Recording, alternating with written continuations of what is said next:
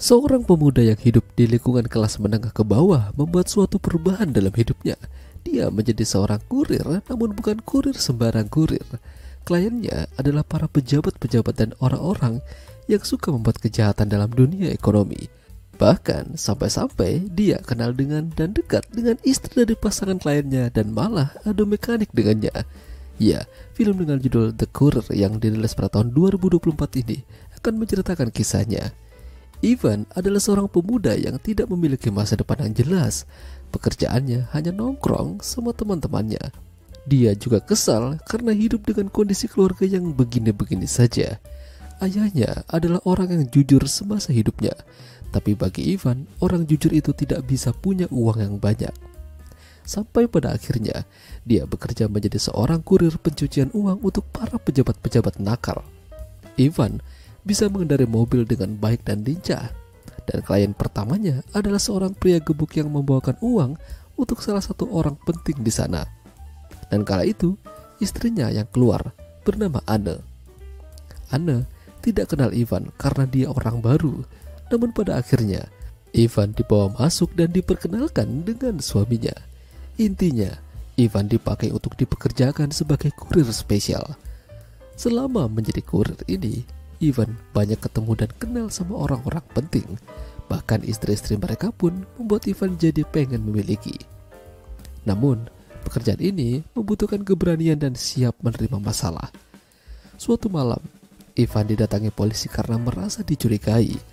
Polisi menemukan koper berisi uang. Ivan memang dihajar dan diminta untuk jujur, namun dia berhasil mengelabui polisi. Semenjak kejadian itu, Ivan perlahan-lahan menjadi salah satu kurir yang bisa dipercaya. Namanya bahkan dikenal. Bahkan Anne pun sampai kagum atas perkembangannya. Dan tentu saja terjadi hal yang luar batas. Ya, permantapan. Tugas Ivan seiring waktu juga semakin banyak. Salah satunya adalah memata-matai seseorang dengan memasang kamera pengintai di kamar hotel. Pekerjaannya itu tentu saja mendapatkan masalah, namun dia bisa menyogoknya dan bahkan menjadi rekan kerja. Ivan kini punya teman bernama Yannick dan dia semakin liar karena berteman dengannya. Terlebih lagi, semakin banyak uang yang bisa ia hasilkan karena Yannick membuat relasi baru padanya untuk pekerjaan yang sama. Melihat kesuksesan itu membuat Ivan jadi jemawa, bahkan dia membandingkan dirinya dengan sang ayah dulu. Dari dulu sampai sekarang, ayahnya bahkan tidak bisa punya uang yang banyak. Namun Ivan dengan sombongnya bilang kalau dia lebih hebat dari ayahnya. Sang ayah tentu saja tidak setuju. Ayahnya tahu Ivan bekerja yang tidak halal. Tentu saja hal itu pasti akan menimbulkan masalah. Namun Ivan bodoh amat. Yang penting dia bisa punya banyak uang dan bisa membeli apapun yang dia mau. Apa yang dikatakan sang ayah itu memanglah benar. Ivan mulai menemukan masalah.